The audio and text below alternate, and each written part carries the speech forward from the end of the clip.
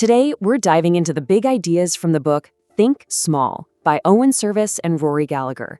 We're going to figure out why our huge, ambitious goals so often seem to crash and burn, and how a really simple shift in how we think can lead to some truly massive success.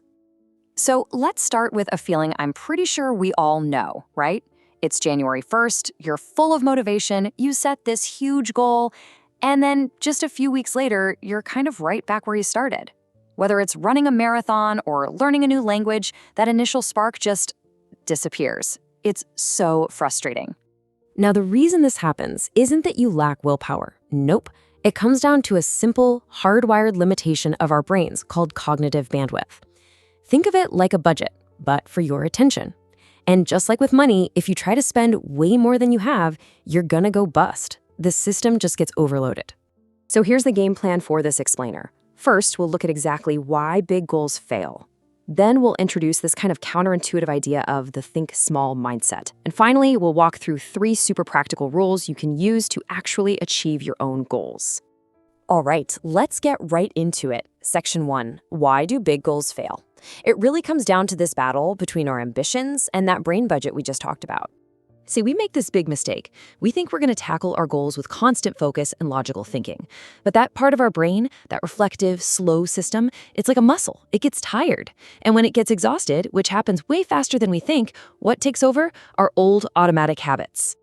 So, if thinking bigger and just trying harder isn't the answer, then what is?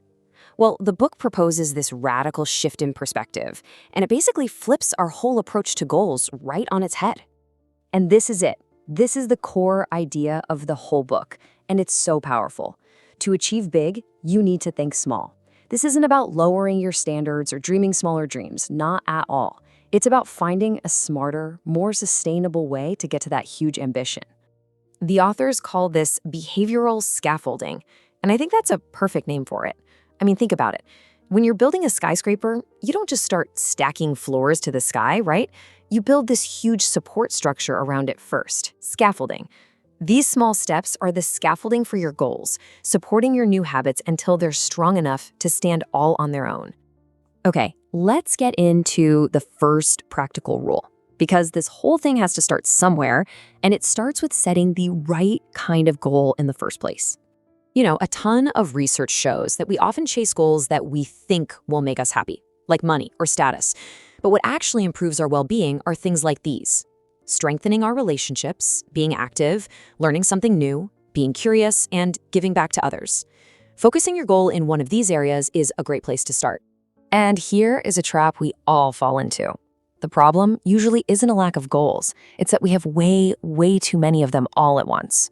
When you do that, you just dilute your focus and drain that cognitive bandwidth we talked about. So the key here is to fight that urge and pick just one, a single, solitary objective to pour your energy into. All right, on to rule number 2. And this is where the magic really starts to happen. It's all about taking that one big, kind of scary goal and chopping it up into manageable pieces. There's this amazing story about the British cycling team. For years, they were pretty mediocre. Then, this guy, David Brailsford, took over and introduced a philosophy he called the aggregation of marginal gains. It's an incredible idea. They didn't look for one magic bullet. They just looked for a tiny 1% improvement in everything. And when you add up all those little wins, the result was, well, they completely dominated the Olympics. So let's make this real. Let's say your goal is to run a marathon. I mean, just saying that out loud sounds impossible, right? But look what happens when you chunk it down. The first step isn't run 26 miles. No, the first step is just buy good running shoes. Then run for 10 minutes. Then a 5K. Suddenly, this massive, terrifying goal becomes a series of totally achievable steps. You start building momentum and confidence. Okay, last piece of the puzzle. You've picked your one goal, you've chunked it down. But there is one more crucial ingredient that turns a wish into something that actually happens. And that is a simple, concrete plan. This is such a cool story from the 2008 Obama campaign.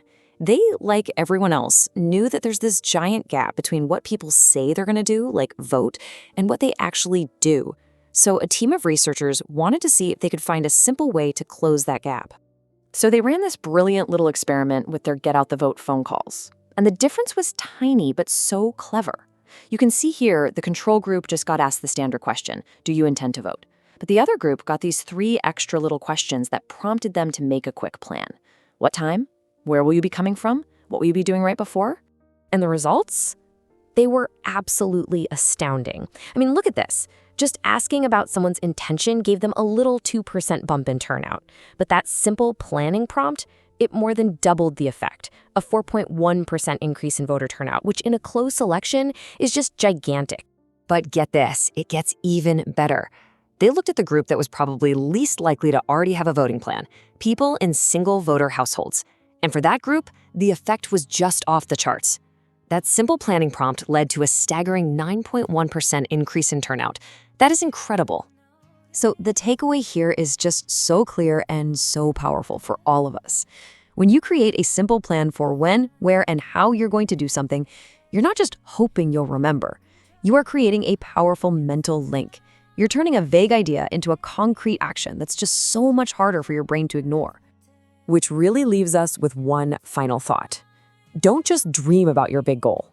Decide on one tiny, concrete action, your first chunk, that you can schedule right now. What time will you do it? Where are you going to be? And what will you be doing right before? Making that simple plan might just be the most important step you take. Please do subscribe.